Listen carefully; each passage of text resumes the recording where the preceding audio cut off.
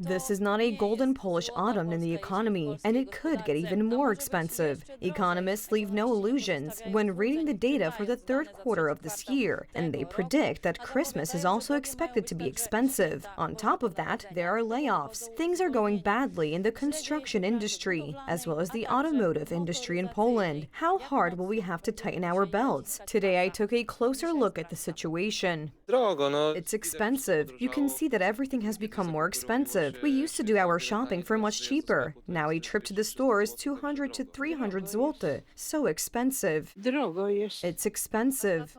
It's getting more and more expensive because we are already paying more than 300 zloty for basic shopping.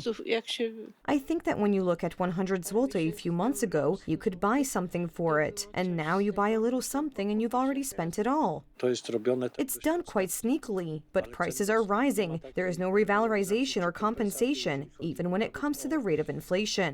That's right, soaring inflation, which has already reached 5%, is not the only problem with the Polish economy. Store prices are again increasing faster and faster. Their growth has been most conquered by food and clothing prices. This weakens consumption, which is the main engine of the economy. GDP scored a quarterly decline to 2.7%. The slowdown in economic growth is certainly affected by worse performance in the construction sector. We have very high energy prices and also various DMI leading indicators, for example, satisfaction or comfort of entrepreneurs. In the election campaign, the Polish Prime Minister easily equated high prices with law and justice. Now he has a problem. The economic situation is much worse than a year earlier.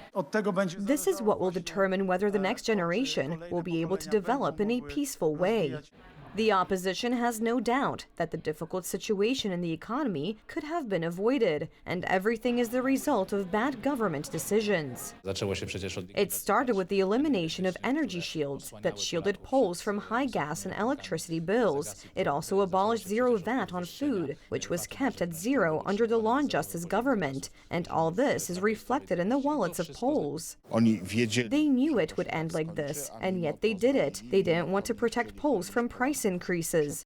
The automotive industry joins those withdrawing from Poland as a result of uncertain ground for investment. Only how to comfortably do business when there is chaos in the courts and stagnation in investment. Lear Corporation, a U.S. company that manufactures for the automotive sector, plans to carry out group layoffs at its Polish branch in Pikutkowo. Those laid off from PKP Cargo were deprived of financial security, which is a violation of the Constitution.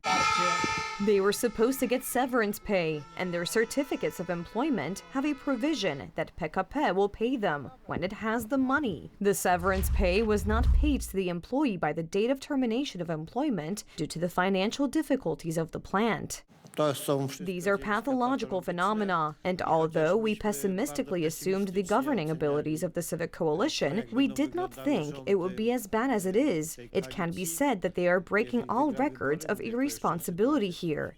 And the misguided decisions and complete failure to invest are reflected in the increasingly weak economic data and in the wallets of Poles. All indications are that people living in Poland will have to tighten their belts a lot more before Christmas.